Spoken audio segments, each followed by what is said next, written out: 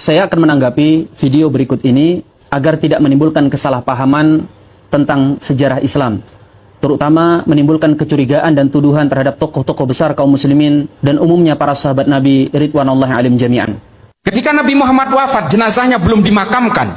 Ada dua sahabat yang dulu bersahabat erat, kemudian berusaha menghunus pedang untuk saling tebas satu sama lain. Hari ini berusaha disembunyikan sejarah ini. Ditulis oleh Imam As-Suyuti dalam Tarikhul Khulafa. Ditulis oleh Tarikh At-Tabari. Yang berperang ini namanya Sa'ad bin Ubadah dan Sayyidina Umar. Sudah saling menghunus pedang. Mengapa mereka mau ribut? Berebut untuk menjadi penggantinya Nabi Muhammad. Lalu kemudian diambil jalan tengah. Sayyidina Abu Bakar yang sedang merawat jenazahnya Kanjeng Nabi ini, kemudian dipanggil, Abu Bakar, kamu harus datang. Dua orang ini sudah membawa pasukannya masing-masing. Kaum Muhajirin dan kaum Ansor yang tadinya damai berhadapan-hadapan untuk saling berperang, membela pimpinannya masing-masing. Sayyidina Umar mengatakan, saya yang harus menjadi pengganti Nabi karena saya satu suku dengan Nabi dari suku Quraisy. Lalu kemudian Sa'ad bin Ubadah bilang, sayalah penggantinya karena saya tokoh pribumi. Nah, peperangan itu kemudian diambil jalan tengah oleh para sahabat. Oke, kita tunjuk Sayyidina Abu Bakar sebagai pemimpin, sebagai jalan tengah. Dari apa yang dipaparkan dalam video tersebut, paling tidak ada 3 gambaran negatif. Yang pertama, bahwa ulama kaum muslimin itu sengaja menutupi sebagian sejarah kelam umat Islam. Yang kedua, gambaran bahwa para sahabat Nabi, khususnya Sayyiduna Umar bin Khattab dan Sayyiduna Sa'ad bin Ubadah, itu begitu ambisius dan sangat rakus terhadap kekuasaan. Yang ketiga, bahwa para sahabat itu digambarkan sampai mau berperang hanya urusan rebutan kekuasaan atau masalah politik. Apakah benar demikian?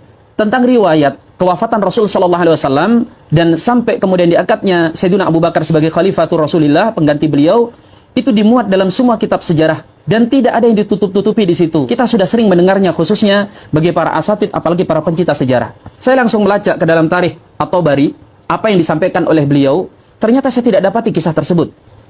Saya juga membuka dalam Tarikh Al-Khulafa Al-Imam As-Suyuti. Hanya sayang ketika saya cari, saya hanya mendapatkan versi terjemahan, karena ternyata kita versi Arabnya pernah saya hadiahkan kepada seorang ustadz dan saya lupa membelinya lagi. Tetapi kemudian juga saya cek dalam versi Maktabah Syamilah dan tidak ada riwayat sebagaimana yang disampaikan oleh beliau. Saya juga mengecek di Hayatus Sahabah, saya mengecek dalam Sirah Nabawiyah Ibnu Hisham, saya mengeceknya dalam Tarikh Al-Kabir, siapa tahu ada terselip di situ, karya Al-Imam Al-Bukhari. Kemudian saya mengecek dalam Bidayah wa Nihayah, karya Al-Imam Ibnu Katsir. Saya juga mengecek langsung kepada induk Sirah Nabawiyah dalam Islam, yaitu Sirah Nabawiyah Ibnu Ishaq. Dan berbagai macam kitab-kitab yang lainnya. Dan saya tidak mendapatkan riwayat seperti itu. Jika tuduhannya, ulama umat Islam menyembunyikan sebagian fakta sejarah, ini sungguh tuduhan yang tidak berdasar. Karena justru faktanya, ulama-ulama kita itu sangat jujur kalau urusan ilmiah. Bahkan hal yang kira-kira dalam tanda kutip menjatuhkan Islam, itu dari mana kira-kira musuh Islam mendapatkannya? Kecuali dari tulisan-tulisan ulama-ulama kita. Karena ulama kita itu menyampaikan jujur apa adanya. Yang kedua, tuduhan bahwa para sahabat seakan-akan begitu ambius terhadap kekuasaan, justru fakta sebaliknya yang kita dapatkan dalam sejarah. Yang terjadi, para sahabat itu bukan saling menghunus pedang di medan perang. Yang terjadi justru mereka berkumpul di Saqifah Bani Sa'diyah, yaitu semacam gedung parlemen. Di situ mereka berdiskusi dan saling lempar argumentasi. Yang terjadi bahkan, bukan Sayyidina Umar yang ingin merebut kekuasaan. Beliau justru kala itu mendatangi beberapa pihak untuk disodorkan menjadi pemimpin umat Islam. Dalam riwayat yang pertama kali beliau datangi adalah Abu Ubaidah. Diminta agar bersedia dibai'ah menjadi khalifah. Tapi lihat apa jawab Abu Ubaidah.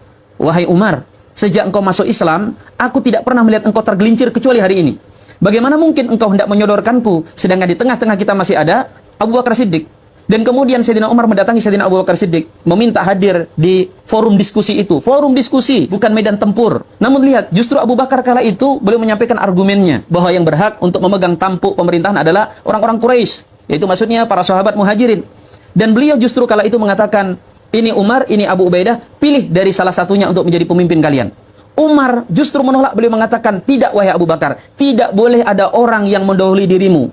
Lalu Umar kemudian mendorong Abu Bakar untuk bersedia diangkat menjadi khalifah.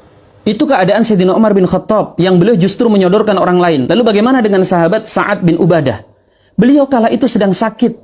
Yang menyarankan beliau untuk segera menjadi pemimpin kala itu adalah sahabat Khubbab bin Munzir. Dan beliau tidak banyak bicara karena sedang sakit. Ketika diskusi dan debat sangat panas itu, sahabat kemudian sampai pada kesepakatan. Tidak ada setetes pun darah yang mengalir. Benar, terjadi perdebatan di kalangan mereka. Tapi ini wajar. Karena mereka harus memikirkan nasib umat Islam ke depannya. Mereka membutuhkan pemerintahan untuk menaungi dari musuh-musuh yang setiap saat bisa merongrong.